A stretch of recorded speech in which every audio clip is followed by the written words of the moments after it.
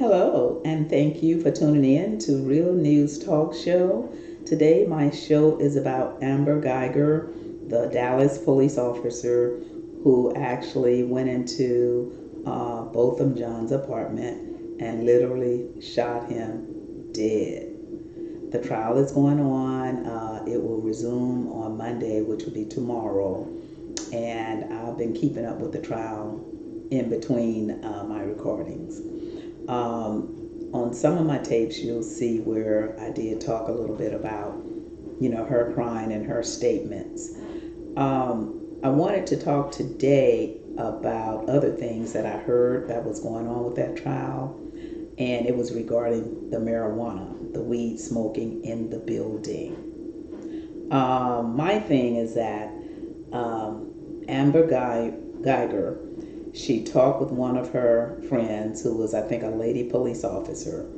And when the prosecutor asked her, did she remember that conversation, which weed was in that conversation, the word weed, marijuana, she said she didn't remember.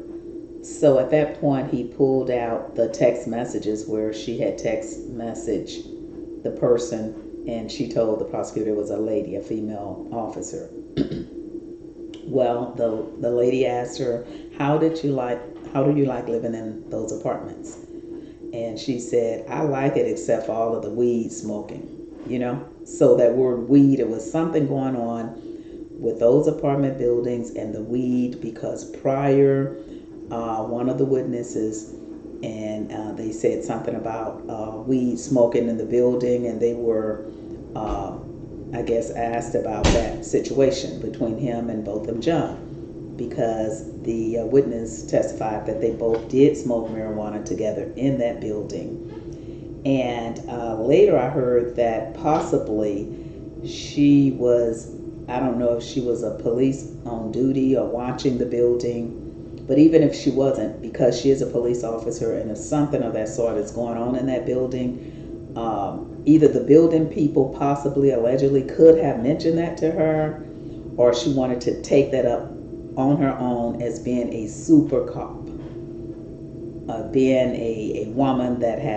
wants to act as if she is that superhero woman cop, just like you have superhero male cops.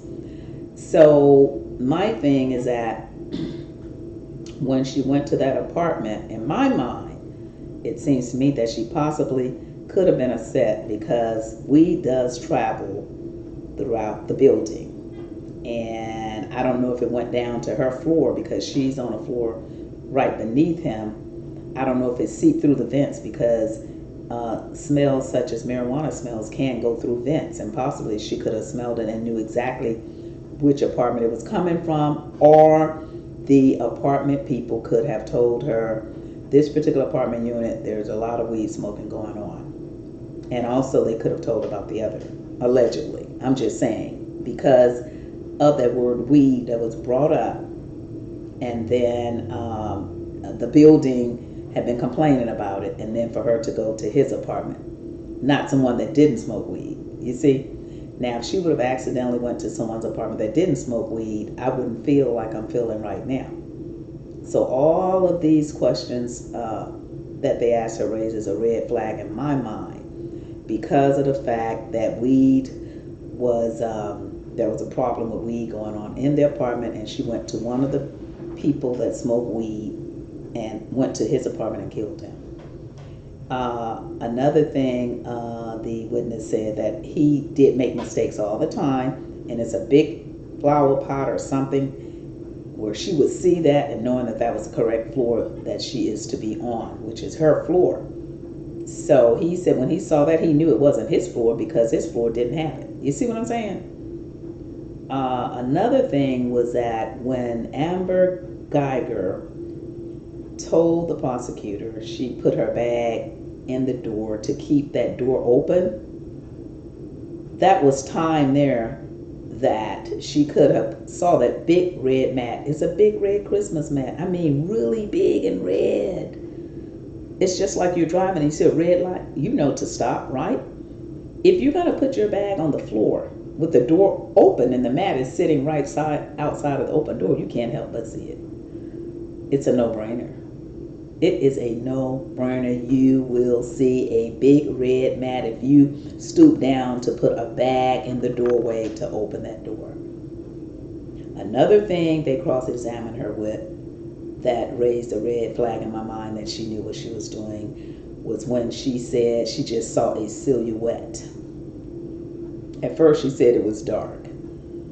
And then when he said, well, didn't you say you have the door open? If you have the door open, didn't you see the light in the outside in the hallway? It was lit up, very bright, which means you could see inside of that apartment. She had to say yes, it was lit up. So a lot of her testimony, she was discrediting herself because of the fact that when he asked her those questions that were legitimate questions, she couldn't help but say yes. Excuse me. So another thing that caught my attention that she was guilty was the fact that her attorney was asking her a question about how she was shooting at Botham John and how did she feel about it. She almost said the word shit. She almost cursed and she caught herself. I don't know if anyone caught that, but she said something. She was like, shit, and then she went on into, oh, I mean, you know. So I don't know if she was a nice person before this. She claimed to be a nice person because she said, excuse me, you guys. Okay, I'm going to bag it up. Please click like, share, and subscribe so that I can continue and bring more commentary. Don't forget to click that like, share, and subscribe button. But look, guess what? She said that she wanted to be a moral person. She didn't feel right with messing with a married man. I didn't even know he was married. I did not know until I started really watching this case that this man was married with kids that she was sending all of these text messages to. I think that was stupid, just like she made a stupid move going into that boy's apartment, because why would you send a married man text messages and his wife could have gotten a phone? I don't know anybody in their right mind would do something that stupid. That was horrific. And then she said that when she said she stopped messing with him because she felt bad about it and immoral about it. And so the prosecutor said, well, when did you do that?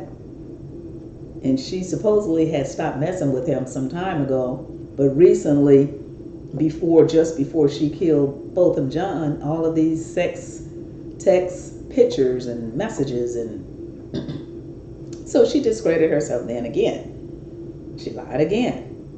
She lied about it being dark in the apartment. She lied about her leaving the married man alone. She lied about not seeing the red mat in the door when she set her bag down and opened the door with her bag. She lied about when she put her key in that door and saying the door pretty much opened itself. That's not so. That door is too heavy for just a little key of that sort to help push that door open. She actually knew what she was doing when she went in that apartment. And a lot of people asked me, they said, well, Josie, do you think someone gave her that key or someone went and opened that door for her to go in? Now that I don't know. That I don't know. But she said the door was open, and she said when she went in, he said, hey, hey. Who wouldn't say, hey, hey? It was almost like that case in Houston, Texas, where the police officers went to this nice Caucasian couple's house. I'm quite sure they probably smoked weed too, like Botham John did. But this police officer set up a sting in Houston to the wrong house, and two beautiful people were killed in their own home. Not just them, even their dog, I understand. That is so wrong. That is so wrong. So those officers have cases that's against them also, because you can't just barge in someone's house and just kill them like dogs for no reason, innocent people.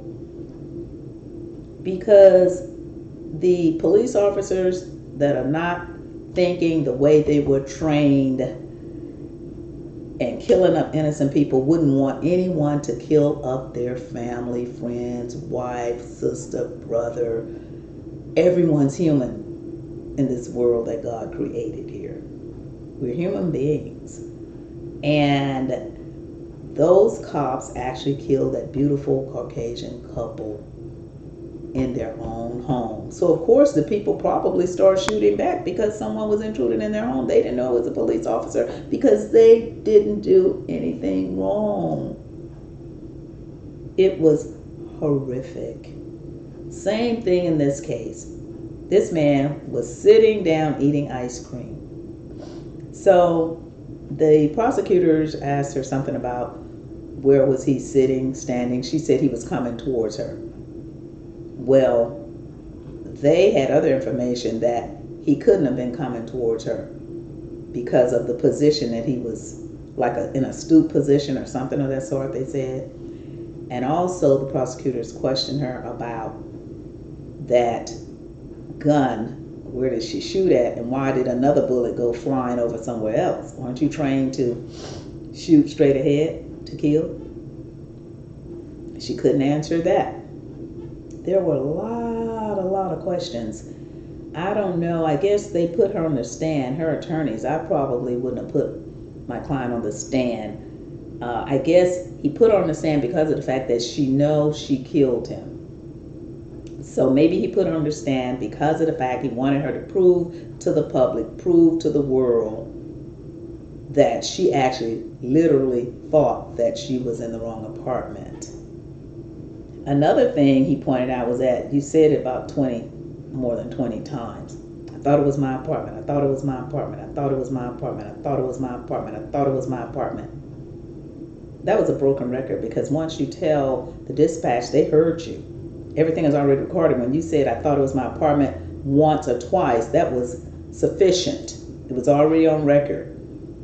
But someone was saying that could possibly her trying to build her case and to flip as if her mind had snapped.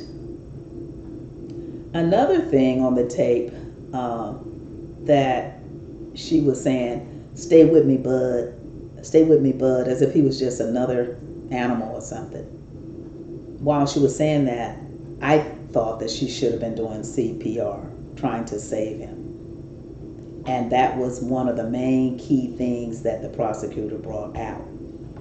She said, I used one hand and I tried a little. That word little, L-I-T-T-L-E, when someone's actually dying. Oh my God. There was a police officer here in Houston that was just murdered. And thank God they caught the person that killed him. A nice Indian guy. He wore the turban and everything. There was a nice Samaritan went to him and did CPR as long as she could to try to bring him back. She wasn't even a police officer. She wasn't trained 3,000 hours like Amber Guyger was, but she was trying to save that nice police officer's life. Amber Guyger seemed as though it didn't matter to her. It's just another, I'm not going to even say black man gone.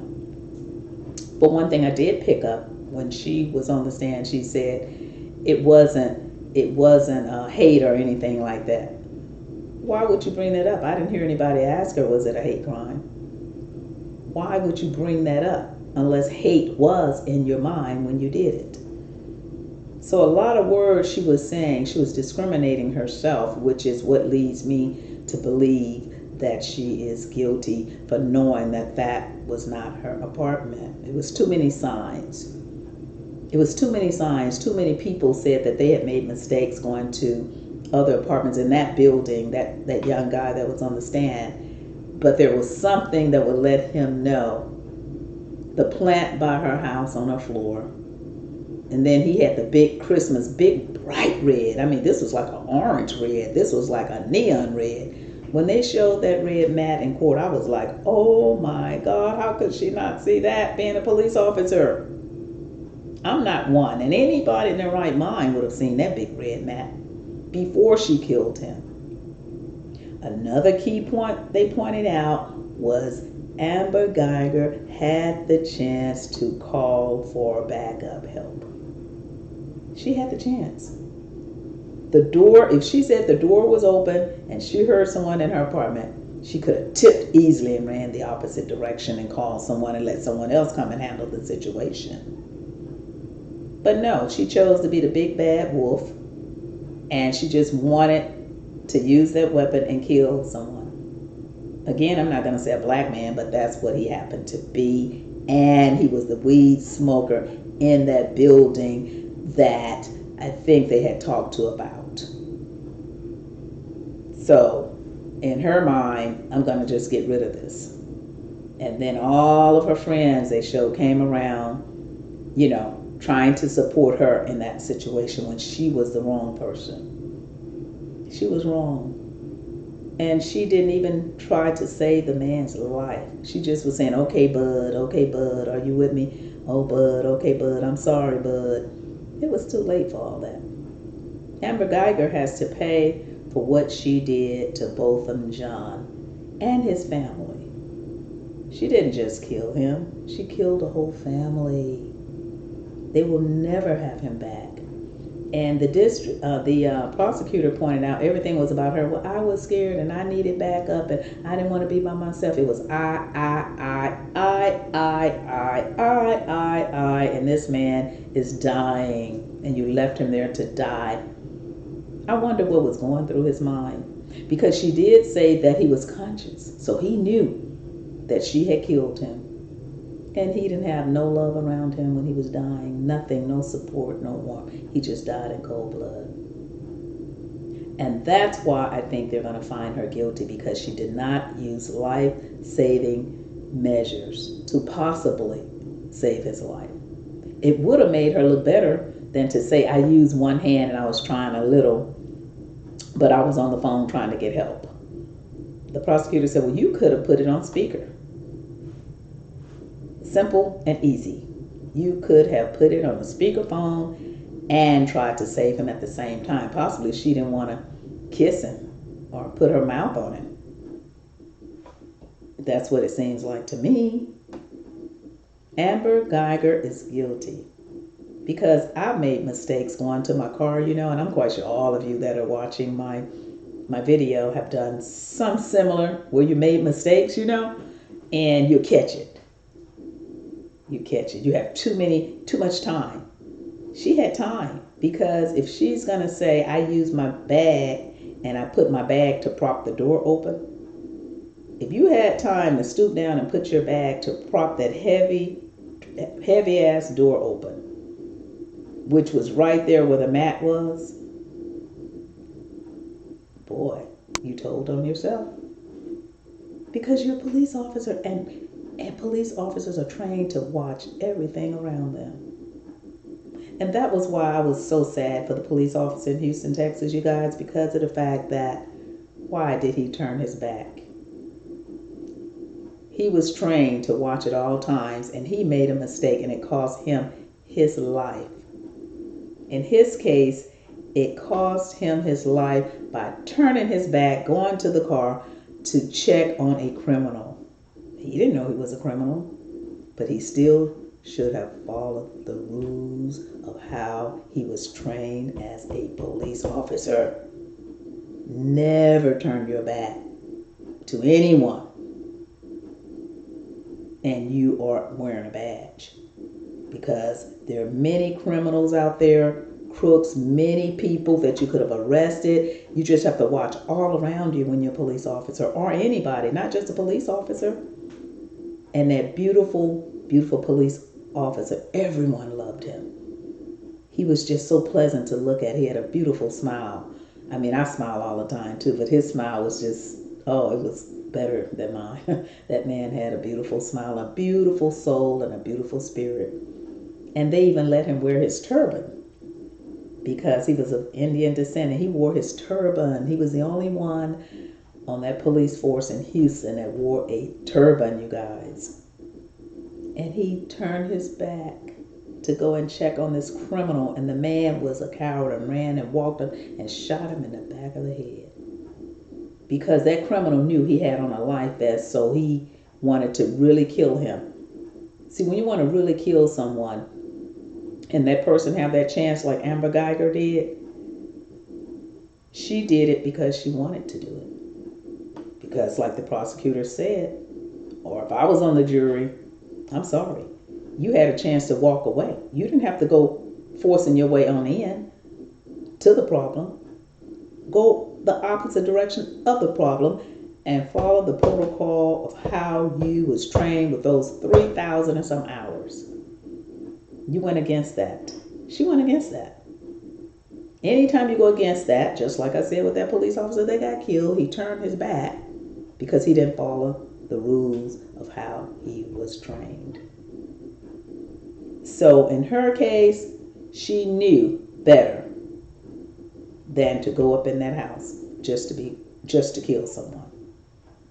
She knew better. She could have easily turned away. She wasn't even in the house. When she saw that door cracked open as she said it was, she should have immediately turned away. Why are you going to go up in the problem and be the big bad wolf unless you really want to kill somebody? Because material things can be placed. If he was stealing something out of the property or whatever, cameras are in the building, they would have caught him. This man was in his own home eating ice cream. Maybe he had a joint somewhere, I don't know. Maybe he had smoked weed, or maybe she smelled the weed when she came home. Another thing about this trial is that there was some tape missing, text missing, or a conversation. No, it was a conversation missing. And I don't know if they're going to try to find that or what, but when Amber Guyger pulled over to talk to the alleged boyfriend that she was playing around with, the married police officer, she said she didn't pull over. And they have evidence where she did pull over. You see what I'm saying? So Amber Guyger, well, you know what, when I said earlier, I said she didn't only kill Botham John. I said she killed his family. But guess what? She killed two families, because remember, the man was married. That's another family she killed. So Amber Guyger energy, to me on that stand, wasn't soft. It was fake. It wasn't real. And in the beginning, I gave her the benefit of that. I said she possibly didn't know it was the wrong apartment. I said, so, I'm quite sure that she's going to get some time, but maybe they shouldn't give her life, because I said that the girl probably didn't know, because she probably was tired and probably didn't know, like we all make mistakes and some people leave their babies in the car and this and that. I had given her all the benefits of the doubt. But when I went back and saw full testimony and trial,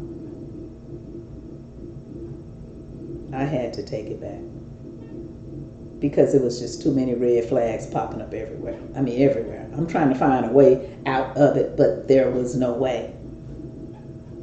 There was no way.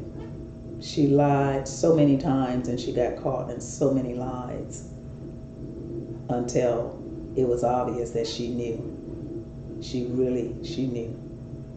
And to be texting that married man, sending him all these nude pictures and messing with the man on the job like that, that was wrong too. And so wrong follows wrong. Wrong after wrong after wrong after wrong. And then she also pulled the officer that she was playing around with into that madness. So now he could possibly lose his family, because that is so embarrassing to his wife to have her husband messing around, sending his nude photos and back and forth, him and Amber Guyger, and it's all over the news media. That's enough to really hurt a woman. So Amber Guyger, she killed, well, actually I could say 4 families. I could say she killed Botham John's family. She killed the the police officers that she was messing with family. She killed her family, and she also hurt the police family because of the fact that she put a scar on their department. That's really bad. That's really, really, really bad. And showed no remorse because they showed a picture of her sitting in the police car when the boy's body was coming out, and she acted like it was nothing. It was nothing. Just another dead body, another dead person that I killed. That's pretty cold. So yes, I had given her the benefit of the doubt, but after looking at, I was looking actually when I really saw her testimony, and a lot of the stuff, it was on this site. I'm going to give a shout out to Geneva's Closet, because that was when it really opened my eyes to a lot of stuff that I didn't know when I was giving Amber Guyger the benefit of the doubt, saying maybe she did not know that apartment.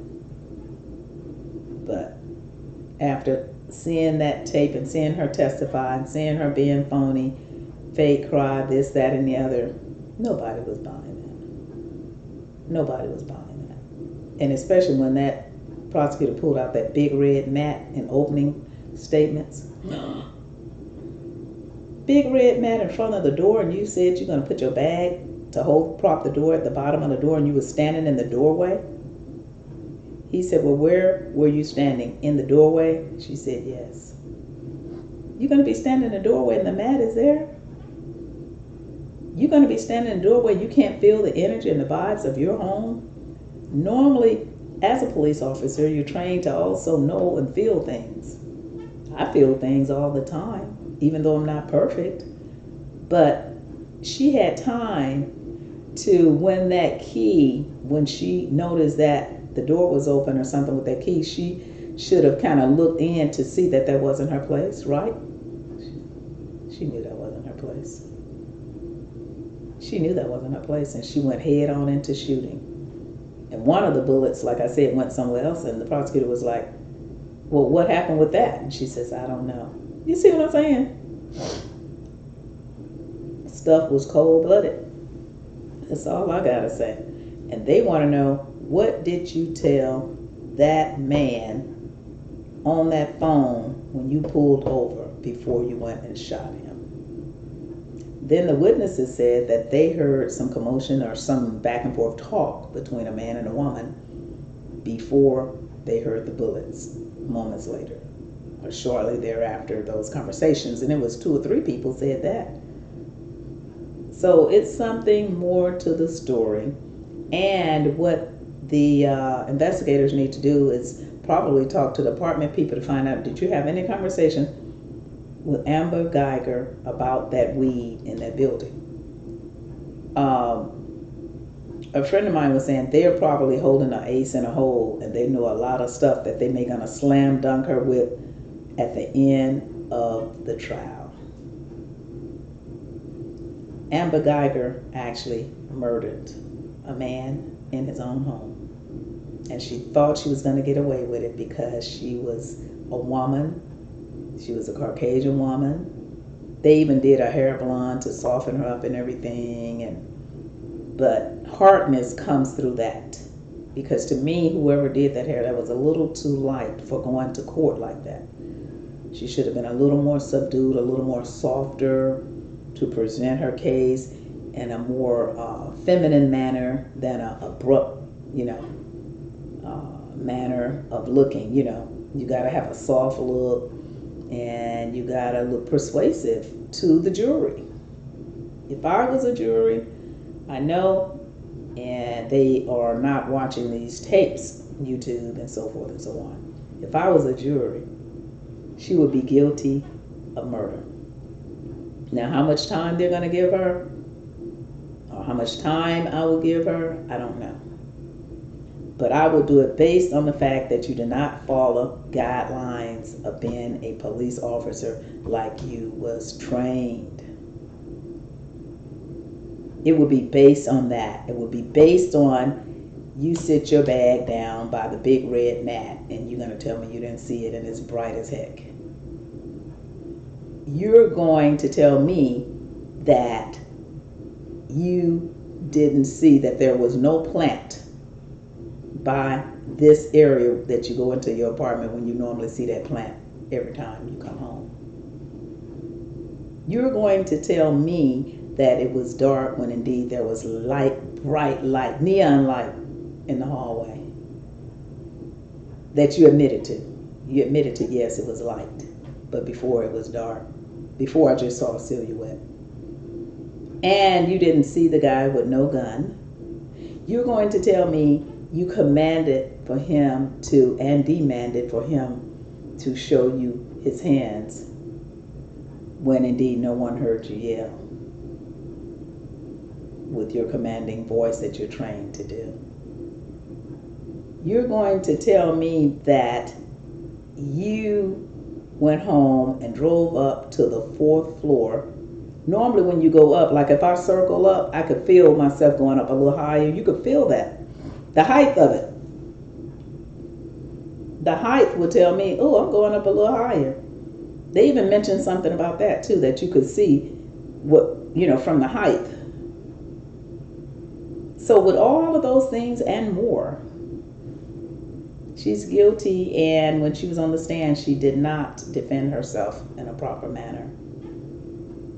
So my girlfriend, that's an attorney, asked her, why did they put Amber Guyger on the stand to discriminate herself like that? She said because of the fact that they know she killed him, she know she killed him.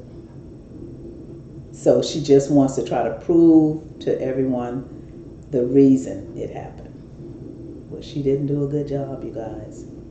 So don't get mad at me. These are just my personal feelings. I don't care if you're black, white, blue, yellow, green. These are just my personal feelings. It has nothing to do with race. It has to do with the facts. And everybody's entitled to their own opinions. If they just keep race out of it and look at for the facts, I think they will see the same thing. Real people, good people, will see exactly what I'm saying. Her attorneys couldn't really even help her.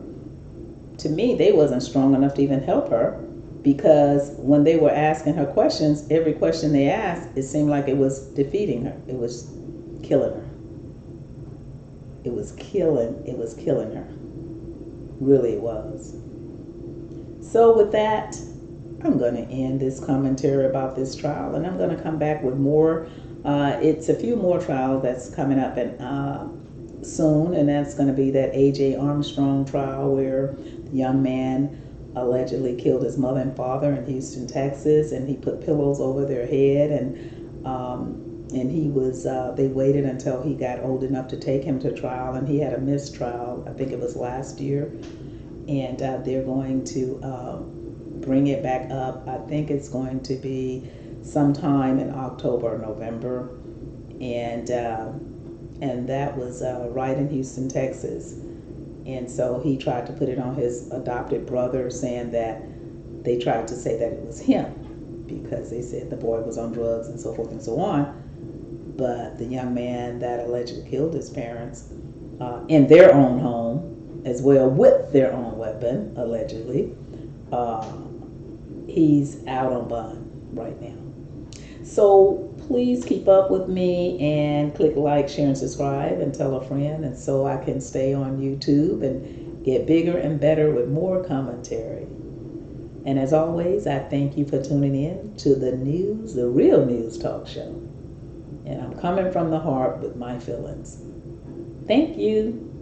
Talk to you later.